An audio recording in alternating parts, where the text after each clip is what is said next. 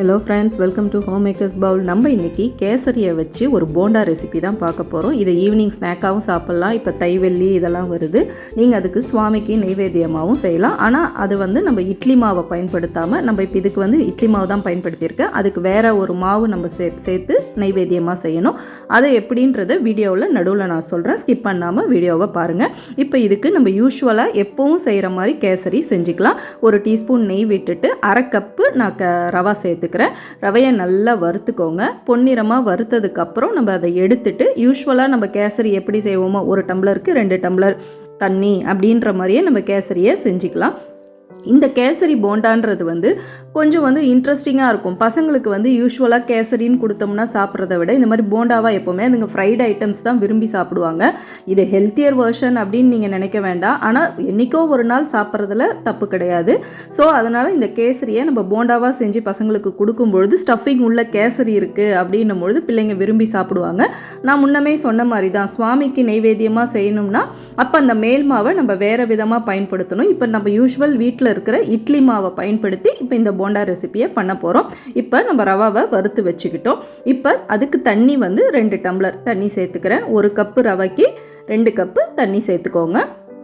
சேர்த்துட்டு இப்போ ரவை நல்லா தண்ணி கொதிச்சதுக்கப்புறம் ரவையை இதில் நம்ம சேர்த்துடலாம். சேர்த்துட்டு நல்லா கிளறிக்கிட்டே இருங்க. இப்போ இது நான் பிகினர்ஸ்க்கு தான் சொல்கிறேன். கேசரி செய்ய தெரிஞ்சவங்க எல்லாருக்கும் இது யூஸ்வலாக தெரியும். இருந்தாலுமே ஃபஸ்ட்டு டைம் செய்கிறவங்களுக்கு நம்ம ஈஸியாக இதை சொல்லணுன்றதுக்காக தான் ரவையை நல்லா கிளறிட்டு இருங்க. நல்ல ரவை வெந்ததுக்கப்புறம் இதில் நம்ம சர்க்கரை சேர்த்துக்கலாம். நான் 1 கப்புக்கும் குறைவாக தான் சர்க்கரை சேர்த்துக்கிறேன். ஸ்வீட் நான் கம்மியாக தான் சேர்த்துக்கிறேன். சில பேர் 1க்கு 1 கரெக்டாக சேர்ப்பாங்க.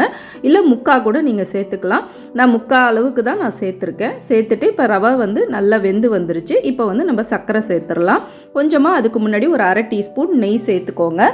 நெய் இப்போ இதுக்கு நான் குறைவாக தான் சேர்த்துக்கிறேன். ஏன்னா இப்போ இதை நம்ம போண்டாவாக தான் போட போகிறோம். அப்படியே கேசரியாக சாப்பிட போகிறதில்ல. அதனால் நெய் கம்மியாகவே சேர்த்துக்கலாம்.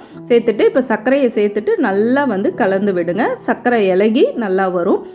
இந்த ஸ்டேஜில் கட்டி தட்டாமல் பார்த்துக்கோங்க. சீக்கிரமாக கட்டி தட்டிடும். அதனால் நல்லா கிளறிக்கிட்டே இருங்க. நம்மளுக்கு அவ்வளோதான். இந்த மாதிரி இலகி வந்ததுக்கப்புறம் நம்மளுக்கு கேசரி ரெடி ஆகிடும். இதில் நீங்கள் முந்திரி சேர்க்கலாமா, டூட்டி ஃப்ரூட்டி மாதிரி பழங்கள் சேர்க்கலாமான்னு கேட்பீங்க. நான் வெறும் முந்திரி மட்டும்தான் சேர்த்துருக்கேன். ஏலக்காய் தூள் கொஞ்சமாக சேர்த்துருக்கேன். நீங்கள் டூட்டி ஃப்ரூட்டிலாம் சேர்த்திங்கன்னா அது எண்ணெயில் பொரிச்சு எடுக்கும் பொழுது முந்திரினா நல்லாயிருக்கும், வாயில் தென்படும் பொழுது. பழங்கள் சேர்த்திங்கன்னா அது நல்லா இருக்காது. அதனால் அதை ஸ்கிப் பண்ணிடுங்க. வேணும்னா விருப்பம் இருந்தால் நீங்கள் சேர்த்துக்கோங்க. நான் இப்போ இதில் வெறும் ஏலக்காய் தூளும் முந்திரி பருப்பும் மட்டும்தான் பொடியாக நறுக்கி சேர்த்துருக்கேன். அப்போ வாயில் தென்படும் போது இன்னுமே அது நல்லாயிருக்கும். இப்போ கேசரி ரெடி ஆகிடுச்சு. இது ஆறுனதுக்கப்புறம் இதை உருண்டை பிடிச்சிக்கலாம். இப்போ மேல் மாவு எப்படி ரெடி பண்ணுறதுன்றதை நம்ம பார்த்துடலாம். அவ்வளோதான். இப்போ பார்த்தீங்கன்னா நான் இட்லி மாவு முதல் நாள் நம்ம அரைச்சி எடுத்து வச்ச மாவை எடுத்துக்கோங்க. ரொம்ப புளிச்ச மாவாக எடுத்துடாதீங்க. இட்லி ஊற்றுற பதத்தில் இருக்கணும் மாவு. தோசை மாவு பதத்தில் இருக்கக்கூடாது. அப்போ தான் இந்த உருண்டைகளை இதில் தோச்சி நம்ம போடும்பொழுது கரெக்டாக இருக்கும். இல்லைனா நீத்து போன மாதிரி உருண்டை வெடிச்சு வந்துடும். இப்போ நான் சுவாமிக்கு நெய்வேத்தியமாக செய்யணும்னா என்ன பண்ணணும்ன்றதை நான் சொல்கிறேன்.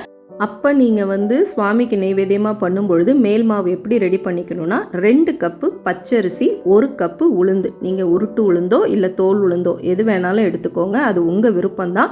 ஆனால் பச்சரிசி தான் எடுக்கணும். சுவாமிக்கு யூஸ்வலாக நெய்வேத்தியத்தை புழுங்கல் அரிசியில் செய்யவே கூடாது. அதனால் பச்சரிசி மாவு கலந்து தான் நம்ம செய்யணும். ஸோ இப்போ இதை 2 மணி நேரத்துலேருந்து 4 மணி நேரம் ஊற வச்சு அதுக்கப்புறம் இந்த மாதிரி இட்லி மாவு பதத்துக்கு அரைச்சிக்கோங்க. உப்பு சேர்த்து அரைச்சிக்கோங்க. அரைச்சிட்டு அந்த மாவில் தோச்சி இந்த போண்டாவை செஞ்சு சுவாமிக்கு நெய்வேத்தியமாக பண்ணுங்கள். மற்றபடி இதில் வேறு எந்த இதையும் நீங்கள் மாற்ற தேவையில்லை. இதே மாதிரி யூஸ்வல் கேசரி செஞ்சுட்டு இதே மாதிரி போண்டாவாக தோச்சி நம்ம எண்ணெயில் பொரித்து படைக்க வேண்டியதுதான். இப்போ நம்ம இப்போ இந்த மாவில் எப்படி தோச்சி எப்படி எண்ணெயில் பொரிக்கிறதுன்றதை நம்ம அடுத்தடுத்து பார்த்துடலாம். கேசரியுமே ஆறுனதுக்கப்புறம் உங்களுக்கு விருப்பமான சைஸில் நீங்கள் உருட்டி வச்சுக்கோங்க. பெருசாவோ சின்னதாவோ அது உங்கள் விருப்பம்தான். நீங்கள் உருட்டி வச்சுக்கிட்டு இப்போ இந்த மாவில் தோச்சி நம்ம ஃப்ரை பண்ணுறதை அடுத்து பார்க்கலாம். இப்போ நான் கேசரியுமே ஆறுனதுக்கப்புறம் கொஞ்சம் கையில் நெய் கூட தடவிக்கிட்டு நீங்கள் விருப்பமான சைஸில் உருண்டை போட்டுக்கோங்க. இப்போ எண்ணெயில் பொரிக்கிறது எப்படின்னு பார்க்கலாம். ஒரு ஸ்பூன் ரெடி பண்ணிக்கோங்க. மாவில் இந்த உருண்டைகளை போட்டு அந்த ஸ்பூனாலே இப்படி மேலே மாவை எடுத்து விட்டு அழகாக அந்த ஸ்பூனாலே எடுத்து நீங்கள் எண்ணெயில் விட்டுறலாம். இது கை ரொம்ப நமக்கு தொட்டு மாவை தொட்டு வீணாகாமல் இருக்கும். நம்மளுக்கு ஈஸியாக இதை ஈஸியாக நம்ம பண்ணிடலாம். மாவும் வந்து கெட்டியாக இருக்கிறதுனால போடுறதுக்கும் ஈஸியாக இருக்கும் உங்களுக்கு. பஜ்ஜினா நம்ம கை விட்டு தோச்சி அதில் எடுத்து போடணும். இது ஸ்பூனால் போடும்போது ரொம்ப ஈஸியாக நம்ம செஞ்சிடலாம். மாவுமே போட்டுட்டு உருண்டைகளை போட்டுட்டு உடனே வந்து கிளறாதீங்க, அது ஒட்டிக்கிட்டு தான் இருக்கும். லைட்டாக அப்படி கரண்டியால் எடுத்து விட்டிங்கன்னா உங்களுக்கு பிரிஞ்சு வந்துடும். இப்போ பாருங்கள், நம்மளுக்கு கேசரி போண்டா எவ்வளோ சூப்பராக ரெடி ஆகிடுச்சு பாருங்கள். வெளியில் கிறிஸ்பாக உள்ள அந்த கேசரி நல்லா சாஃப்டாக இருக்கும். பிள்ளைங்கள்லாம் ரொம்ப விரும்பி சாப்பிடுவாங்க. இந்த மாதிரி ஈவினிங் டைமில் ஸ்நாக்காகவும் இல்லை லீவ் டைமில் ஹாலிடேஸில் இந்த பசங்களுக்கு இந்த மாதிரி செஞ்சு கொடுங்க. நான் முன்னமே சொன்ன மாதிரி சுவாமிக்கு நைவேத்தியமாக செய்யும் பொழுது மேல் மாவை மட்டும் நீங்கள் மாற்றி செஞ்சுக்கோங்க. அடுத்த ரெசிபியில் சீக்கிரமே சந்திப்போம். தேங்க்யூ.